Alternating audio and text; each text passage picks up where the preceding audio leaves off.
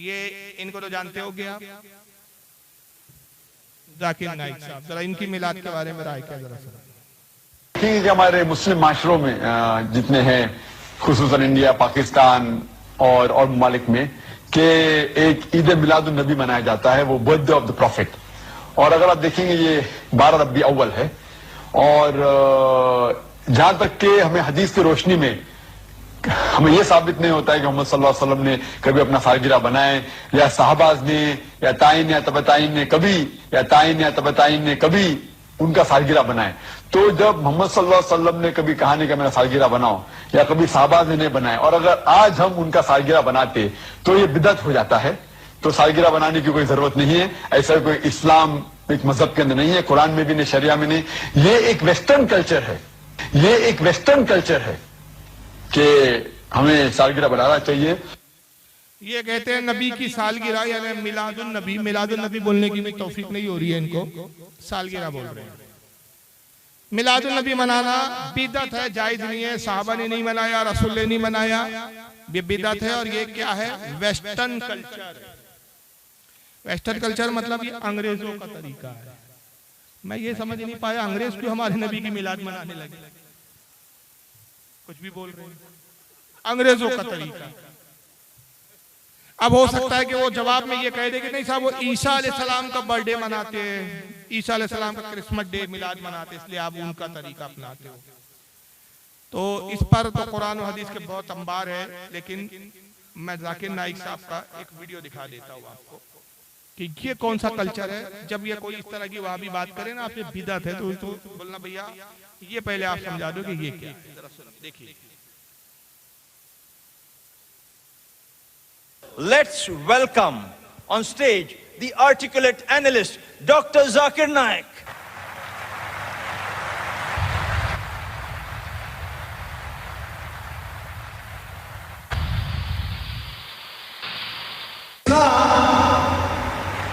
That is peace acquired by submitting your will to Almighty God is the only solution for the whole of humanity. And worship the Creator. अल्हम्दुलिल्लाह वस्सलातु वस्सलाम। ये पहली एक जलसे की entry है, बम्बई में जलसा हो रहा है और जाकिर नाइक साहब स्टेज पर आते तो पहले डम डम डम, ऐसा लगता है कोई मौलवी या कोई स्कॉलर नहीं आ रहा है, कोई विलन आ रहा है, और आते ही पूछेगा कितने आदमी थे, अमजद खान आ रहे हैं। ये कौन सा कल्चर है भाई? अभी स्टेज पर आपके इस मस्तक पर उलमा आए, मैं आया, मुझसे पहले और भी खतीब आए, शोरा आए, आपने कैसे इस्तकबाल किया? बोलिए। नारे रिसालत आ रहा था खतीब, लेकिन आप तारीफ बयान कर रहे थे अल्लाह। नारे तकबीर ना अल्लाह अकबर, यानी अल्लाह बहुत बड़ा है। नारे रिसालत, नबी का नारा लगाओ, मतलब या रसूल अल्लाह। आ रहा है अहले सुन्नत का आलिम दीन, लेकिन आप तारीफ अल्लाह रसूल की बयान कर रहे हैं।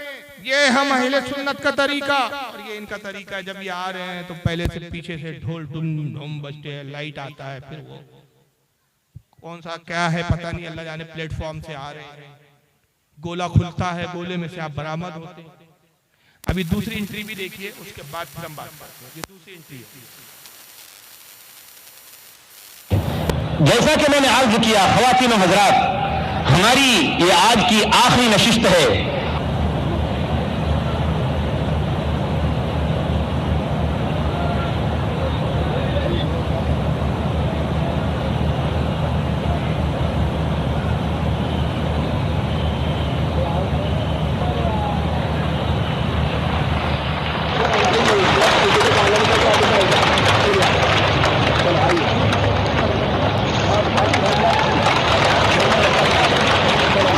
एक गोला आसमान से नाज़िल, अब मैं गोला नहीं कहूंगा, एक अंडा है, पता नहीं किस जानवर का अंडा है, और उसमें से ये चूजा पैदा होगा।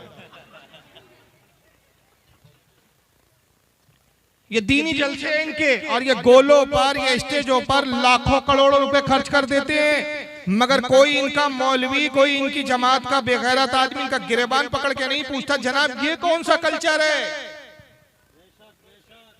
आपको नबी के मिलाद में तो वेस्टर्न कल्चर नजर आ गया। ये कौन सा कल्चर है? यही तो वेस्टर्न कल्चर है। ये तो मुन्नी बाई के डांसों में होता था ऐसे। आप कब से इस लाइन में आ गए? मौलियों की एंट्री तो इस तरह स्टेजों पे नहीं होती भाई। अंडों में तो चूजे नहीं पैदा होते इस तरह। इतना बड़ा अंडा, इतना बड़ा चूजा निकला। इनकी ऐसी बेशुमार बिदात है, मैं जो दिखा सकता हूँ, जो इस बात के लिए जवाब में काफी है कि तुम पहले अपना गिरेबान झांक लो, उसके बाद फिर हमारे मिलाद पर एतराज करो। लेकिन इनको मिलाद से कितनी चीड़ है? ये साहब तो मर गए, जिंदा होते तो कुछ बात की जाती इनसे, लेकिन चलिए अब मर गए। डॉक्टर इसरार अहमद, जरा इनको। अभी एक नई ईद हो गई है, क्या इसका हुक्म दिया मोहम्मद रसूलुल्लाह ने?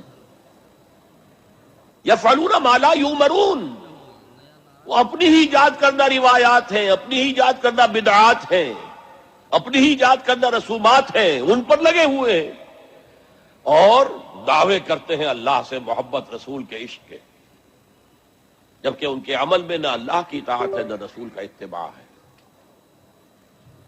अब जब ऐसी सूरत पैदा हो जाए तो क्या करें?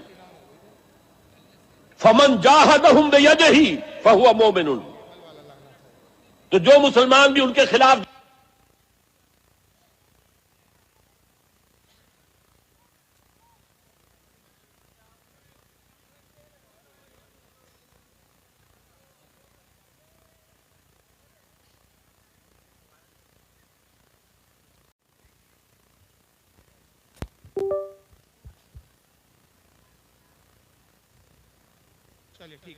सुनिए।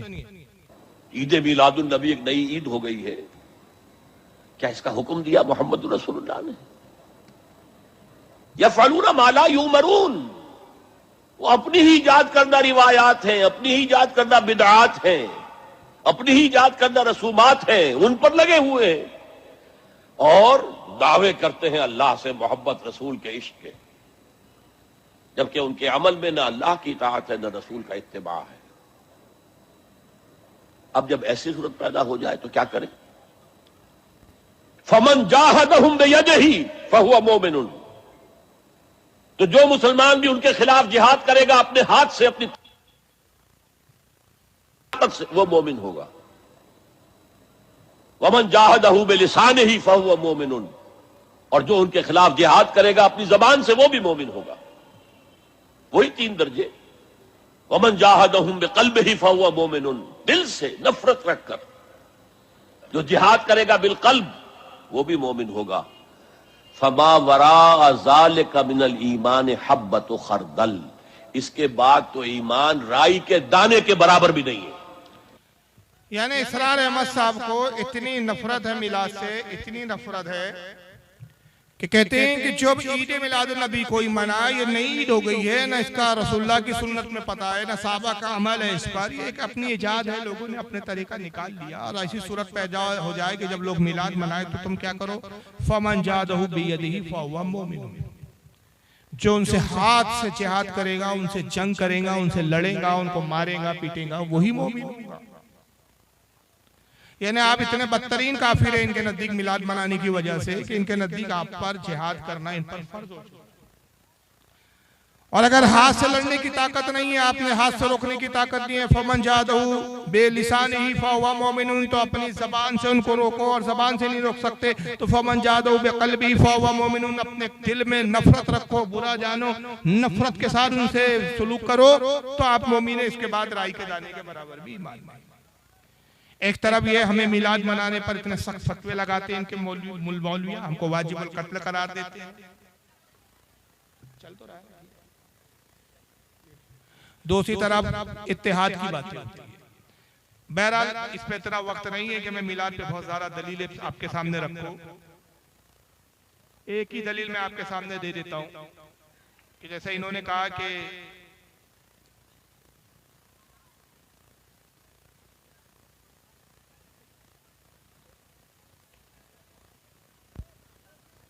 ये देखिए, यह सही मुस्लिम बुखारी के बाद सबसे अहम तरीन किताबों में शामिल है। सही हदीस नंबर 2639, किताबुस सियाम। अन अबी कतादा अल अंसारी रज़ियल्लाहु तआला हज़रत अबू कतादा अंसारी रज़ियल्लाहु ताला से रिवायत है, वो कहते हैं अन्ना रसूलुल्लाह सल्लल्लाहु अलैहि वसल्लम सुइला अन सौमिल इस्नैन, कहते हैं हुजूर सल्लल्लाहु अलैहि वसल्लम हर पीर के दिन रोजा रखते थे। तो साहबा ने पूछा अल्लाह के नबी क्या बात है कि आप हर पीर को पाबंदी से रोजा रखते हैं? फकाला फीही उलितो व फीही उनजिला अलैया, कहा मैं पीर के दिन इसलिए रोजा रखता हूँ कि इसी तारीख को, इसी पीर के दिन मैं पैदा हुआ और इसी पीर में सबसे पहले मुझ पर वही नाज़िल।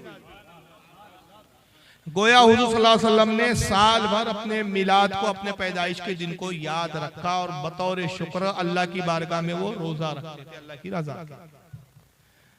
तो जब हुजूर हर साल उसको, हर पीर को रोजा रखे और अपने मिलाद को याद करे, तो क्या हम साल में एक बार भी इसको याद ना करें? अब आइए, मैं मिलाद के ताल्लुक से बहुत सारी बातें हैं लेकिन उतना वक्त नहीं है। जैसे कि मैंने कहा, अरे क्या हो गया भाई, इधर आइए, उधर बैठिए, सब चलिए।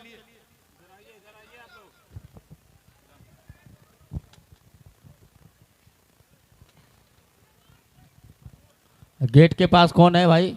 अंदर आना है तो आ जाइए, नहीं तो फिर उधर बाहर जाना है तो चले जाइए। एक किताब है जिसके ताल्लुक से बरसों से मौलवी जर्जीस और ये सब झूठ बोलते आ रहे हैं।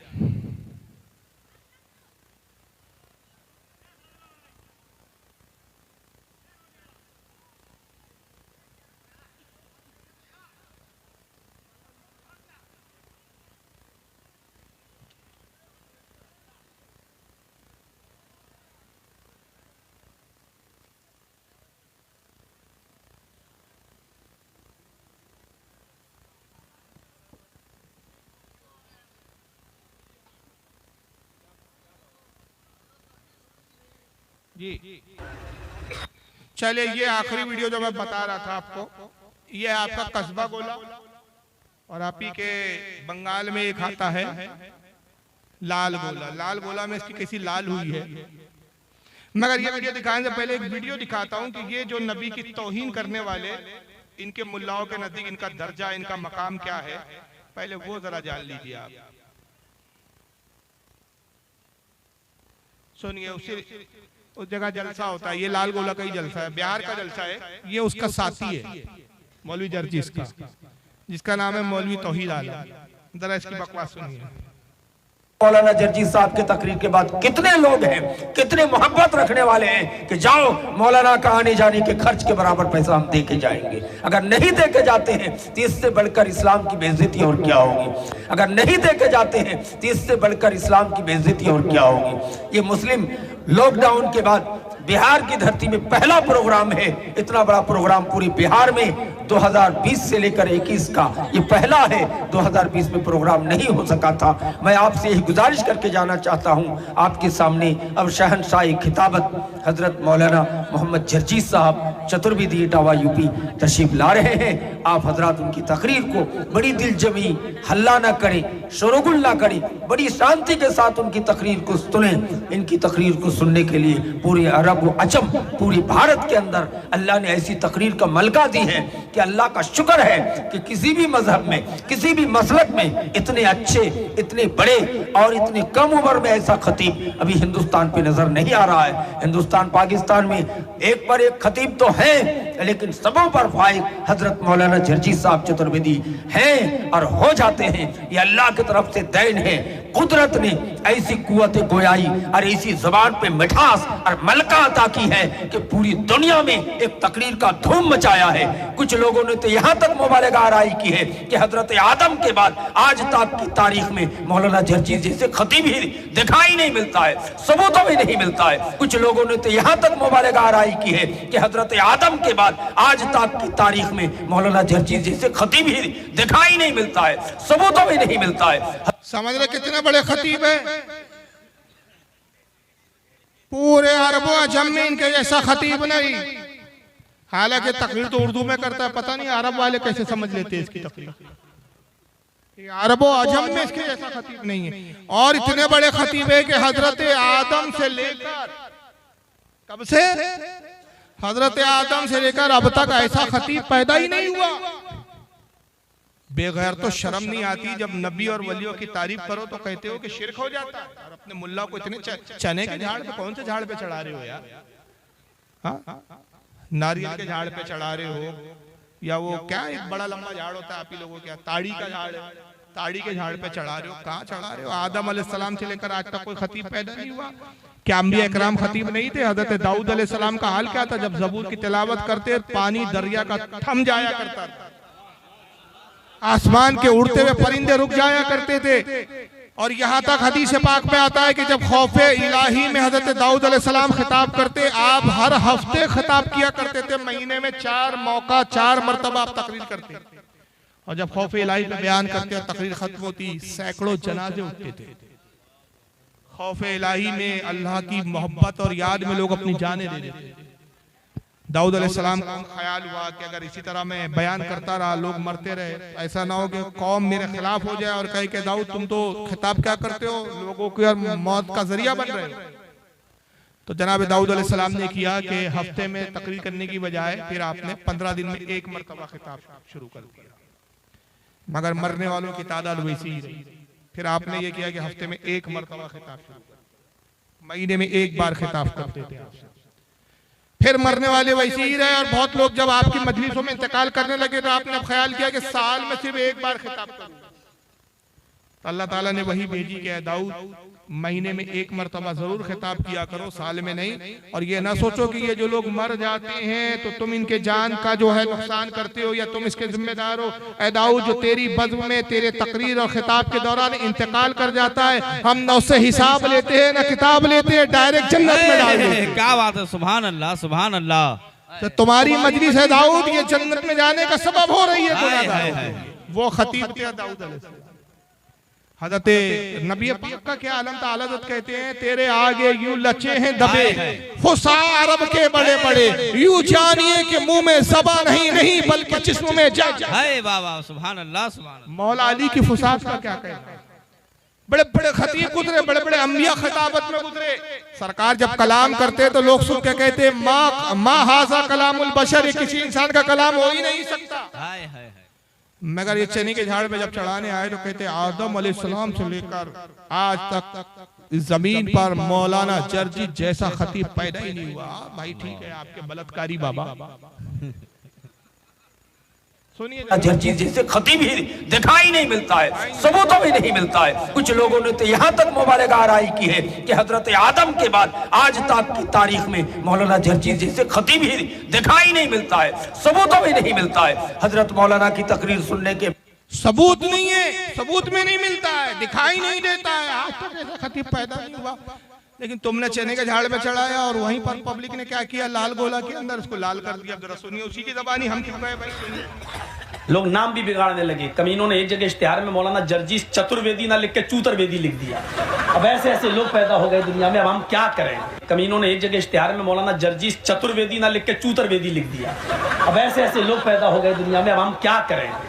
इसलिए अब अतुर्वेदी चतुर्वेदी का लफ्ज काटिए इश्तिहारों से, मत लगाइए। सिर्फ मौलाना, अब आप लोग भी एक गलत कर, जर्जीस आलम, जर्जी, मेरा नाम जर्जीस आलम नहीं है। गुस्सा आता है जब जर्जीस आलम देख लेता हूं इश्तिहार में, लगता मैं हूं ही नहीं जर्जीस आलम, भाग जाऊंगा। मेरा नाम जर्जीस आलम नहीं है, मेरा नाम मोहम्मद जर्जीस है। चाहो तो अंसारी लगा सकते हो क्योंकि मेरी बिरादरी है। एक जगह बंगाल के उस माहौल में तकरीर करने गए, बिल्कुल ऐसा माहौल था। वो कहता अब मैं दावत देती हूं, मौलाना जर्जीस आएगी, तकरीर फरमाएगी। उसने हमें लड़की बना दिया, अनाउंसर। और लाल गोला की तरफ तकरीर करने गए, वो हमसे कह रहा है अब मैं, आप अदब के साथ बैठी है सब लोग, मैं आपका बहुत शुक्र अदा करती हूँ। अपने आप को भी लड़की बना रहा है और मेरा अनाउंसमेंट। अब मैं आपके सामने मैं मौलाना जर्जीस चूतरवेदी को बुलाती हूँ। क्या इन लोगों को माइक पकड़ा दिया गया, आप हंस रहे हैं, मेरी आंखों में आंसू थे उस वक्त। देखिए क्या बना रहा है मौलाना जॉर्जीस, जर्जीस भी नहीं, मौलाना जॉर्जीस। कहां से खींच कर लाए गोल जॉर्जीस। लग रहा है पता नहीं हम वहां से नागालैंड से आ रहे हो। मौलाना जॉर्जीस आएगी, तकरीर फरमाएगी। मैंने पूरी तकरीर की और फिर वो लोग जब गाड़ी पे हमें छोड़ने गए ट्रेन में दूसरे दिन सुबह ट्रेन में, तो उधर भी मजा। अब हम कोई चलो अब जैसी गाड़ी हमसे कहते हैं ढुकिन दादा ढुकिन ढुकिन ढुकिन, हमने क्या गाड़ी खुल गया, गाड़ी खुल गया। और मैं जल्दी से घुस गया, मैंने कहा ये ढुकिन ढुकिन क्या होती है, ये ढुकिन ढुकिन, और गाड़ी खुल गया। और मैं जल्दी से चढ़ गया गाड़ी में चलती हुई। अब वो बाय बाय टाटा होने लगी, कहता मौलाना साहब हाँ, आइंदा साल फिर आएगी। हमने कहा ऑपरेशन करा के आएगी। तो अब ये हाल कर दिया भाई इसको, मैं क्या बोलूं, उसने खुद बोल दिया चतुर्वेदी को कुछ और बना दिया, मर्द को औरत बना दिया, और जो वादा करके गया था कि जब अगली बार आऊंगा तो ऑपरेशन करा के आऊंगा नहीं आऊंगी। लेकिन इससे पहले कि बेचारा ऑपरेशन कराता, पुलिस ने धर लिया, जेल में बैठा है, शायद जेल से निकलेगा तो ऑपरेशन करा के निकलेगा।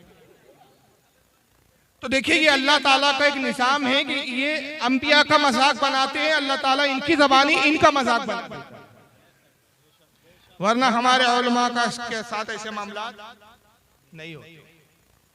तो बहरहाल ये चंद बातें मैंने अर्ज की, और मुझे व्हाट्सएप पे हमारे बानी जलसा ने बहुत सारी चीजें लिख के दी थी कि इस पर बोलना, इस पे बोलना। अब इसमें से या रसूलुल्लाह पर मैंने खिताब किया और जिंदा नबी की हयात पे, तो उसी में 2 घंटे 2.5 घंटे हो गए। तो बहुत सारे मेहमान थे, उन ताल्लुक से इनके एतराज और जवाब देने दूंगा तो बहुत लंबा हो जाएगा। मुख्तसर में उन्होंने सवाल भेजे थे कि इन चीज़ों पे बोलना है, मुख्तसर मैं जवाब दे देता हूँ कि मज़ार पर चादर डालने के ताल्लुक से भी बयान करे कहते। देखिए औलिया इकराम की मज़ार हो या अंबिया इकराम की मज़ार, इस पे चादर डालना अच्छा अमल है, मुस्तहब अमल है।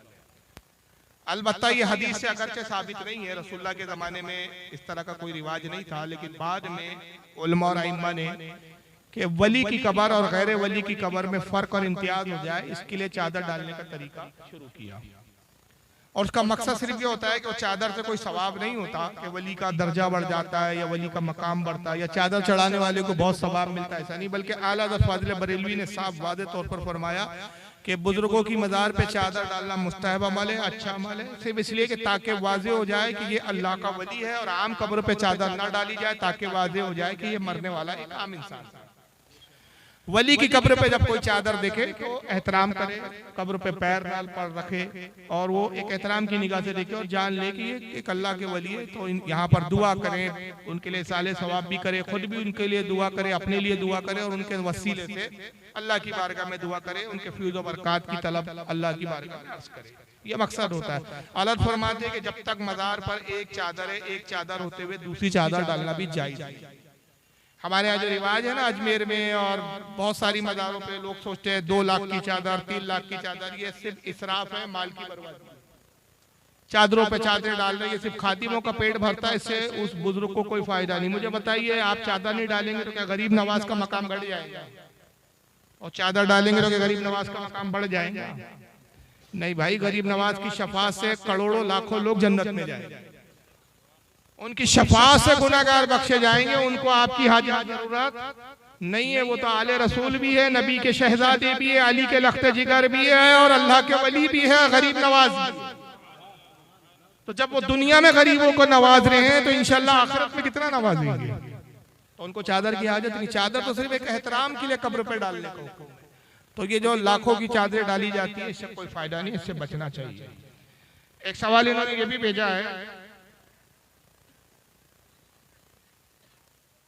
सुन्नी नबी पाक सल्लल्लाहु अलैहि वसल्लम का नाम सुनकर अंगूठा चूमते, इसकी क्या दलील है? तो इसकी दलीलें बहुत सारी हदीसों में आई है, हालांकि मजमूई तौर पर वो हदीसें ज़ईफ है, लेकिन फ़ज़ाइल में, फजीलत में, तरगीब और तरहीब में, यानी नेक कामों की जिसमें तरगीब दिलाई गई हो, नेक कामों की तरफ अल्लाह के रसूल का हुक्म जिसमें हो, ऐसे मामलात में हदीसों पर अमल जो है वो जायज़ है, मुस्तहब अमल है।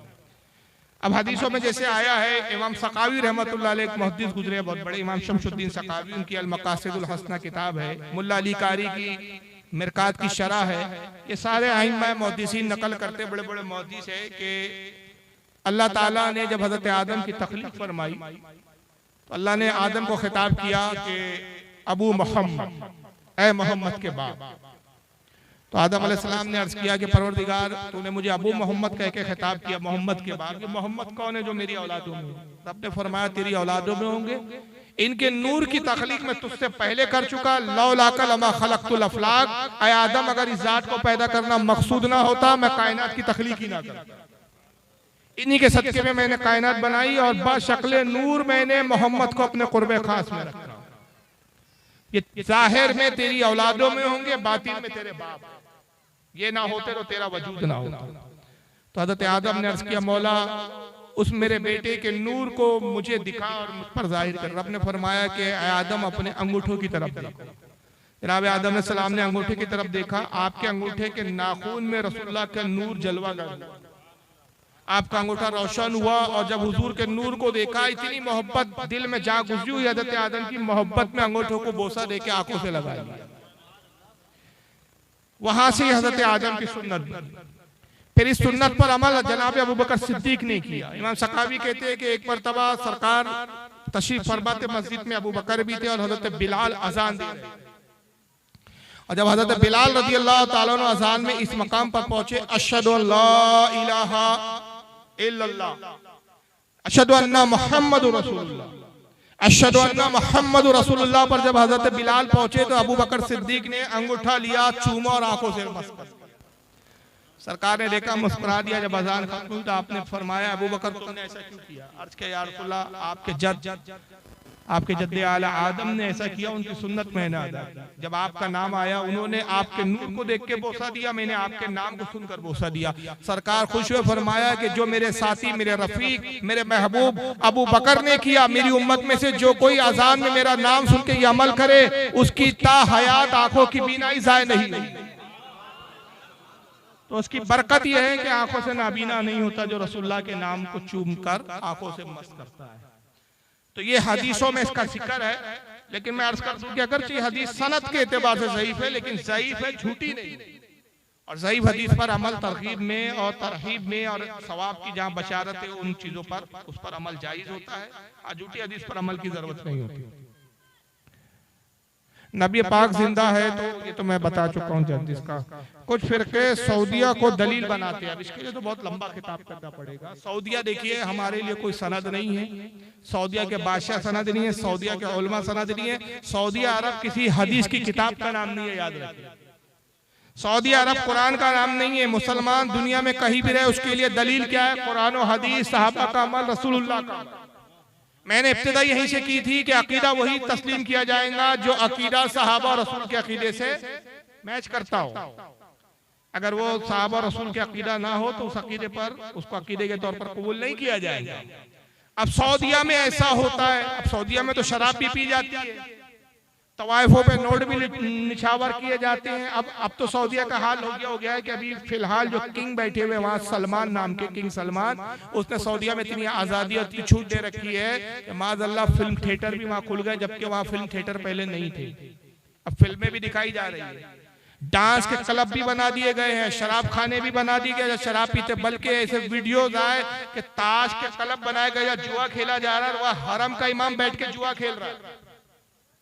हरम का एक साबिक इमाम है जो पहले इमामत करता था, काला सा है, उसका नाम अभी ज़हन में नहीं आ रहा। वो उस वहां पर बैठ के जुआ खेल रहा। जब उससे पूछा गया, इंटरव्यू लिया गया कि भाई ये तो आप शरीयत में जायज नहीं, तो कहता है तफरीक के लिए जायज है, इसमें कोई हर्ज नहीं।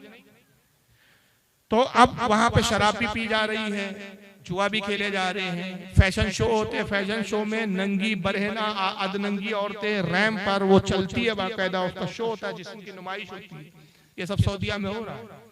तो क्या सऊदिया में होना ये सब दलील बनेगा, सनद बनेगा? नहीं। इस्लाम कुरान और हदीस का नाम है, अइम्मा के अक़वाल पर चलने का नाम है, सऊदिया के नक्शे कदम पे चलने का नाम नहीं है। और याद रखिए, सऊदिया जो आज की मौजूदा हुकूमत है, जो आज के मौजूदा सऊदी है, इनको तो अभी 100 साल भी पूरे होने के। 1924 में इन्होंने सऊदिया को हड़प किया था।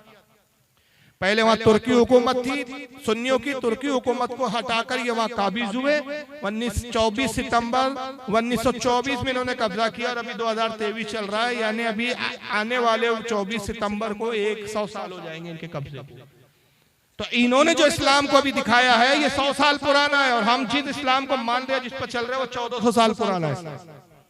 इसलिए कि हम कुरान और हदीस और आइम्मा की दलीलों को लेते हैं। तो जो लोग सऊदिया को दलील बनाते हैं वो एक नंबर के अहमक और बेवकूफ। और अगर वो कहते हैं कि सऊदिया में होता है इसलिए तुमने भी वैसा करना चाहिए, तो फिर आप शराब पीजिए भाई, हमारे नजदीक तो हराम। तो बहरहाल सऊदी हमारे लिए कोई मेयार नहीं। कुछ फिरके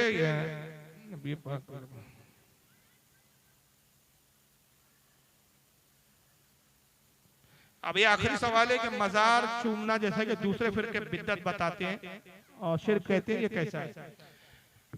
औलिया की कब्र को और मजार को चूमना, इस पर थोड़ा सा इख्तलाफ है उलमा का। बाद उलमा कहते हैं कि अगर सजदे जैसी कैफियत ना हो, सिर्फ झुककर चौखट को चूम लिया जाए तो जाए।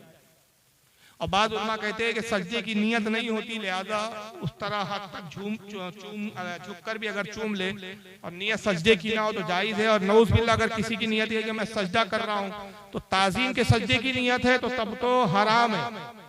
अगर सजदे की नियत है और नियत में यह है कि मैं ताज़ीमन सजदा कर रहा हूँ, सजदे ताज़ीमी कर रहा हूँ, तो उसको हराम का। और सजदे ताबुदी कर रहा हूँ, ताबुदी कहते हैं इबादत का सजदा, ये तस्वुर कि मैं इस बुजुर्ग की इबादत कर रहा हूँ, तो वो शिर्क है। लेकिन कोई कम इल्म से कम इल्मी सुन्नी किसी वली की मजार को चूमता है तो उसकी नियत इबादत की नहीं है। इबादत का गुमान करना ये बदगुमानी है, मोमिन पर बदगुमानी खुद हराम है।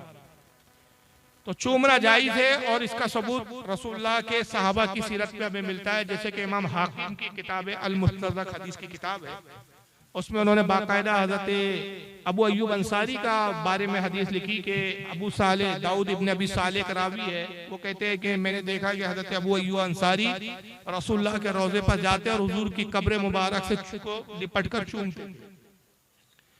इसी तरह बहुत सारी किताबों में जैसे अदबुल मुफरद में इमाम बुखारी वगैरह ने लिखा कि हजरत अब्दुल्लाह इब्न उमर की आदत करीमा थी कि वो रोज़े रसूल पर हाजिर होते, जब सफर पे निकलते हुजूर के रोज़े पे जाते, सलाम करते, अपने वालिद के कब्र पे जाते, सलाम करते, अबू बकर की कब्र पे आते, सलाम करते, और फिर मस्जिद में आके हुजूर के मिंबर शरीफ को चूमा करते थे, बोसे देते थे।